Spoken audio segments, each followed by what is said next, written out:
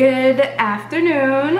I think it's afternoon. No, it's morning. It's actually 10:37 in the morning. So this video is going to be discussing the electoral versus the popular vote. So the election is coming up and a lot of people have very strong opinions about who they want in office, who they want out of office, and so have you, this and that. My question, which I did ask before about the electoral vote versus the popular vote, does your vote really count? And I don't believe that I got a clear, concise answer. So I did a little research on the electoral vote, and this is what I found out. Electoral College, it's a body of electors established by the United States Constitution, which forms every 4 years for the sole purpose of electing the president and the vice president of the United States.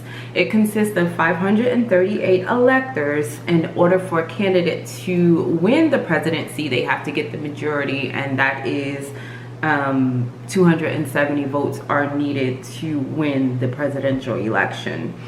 And the reason why the Electoral College was established in the first place was because the founders of this wonderful country, they were afraid that they were afraid of a direct election, which is, I guess, by the people, you know, the people's votes count, because they felt that someone, a tyrant, could manipulate the public and come into power. So debates and all of that and what we have going on in modern day election is kind of the same thing, minus the tyranny, because I don't know who's a tyrant or whatever, but it's basically you trying to get the people's trust, you're trying to get them to like you. So if they do, the founders were afraid that they could be a tyrant. So I'm a little confused about that. Now, there have been cases where the popular vote has spoken, but that certain candidate did not win. Does your vote count? No, I don't think it does.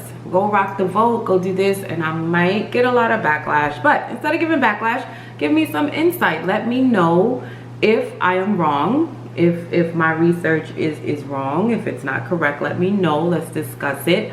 But at the end of the day, if the Electoral College feels that the candidate that the people chooses is not the right fit, then they're not going to get elected.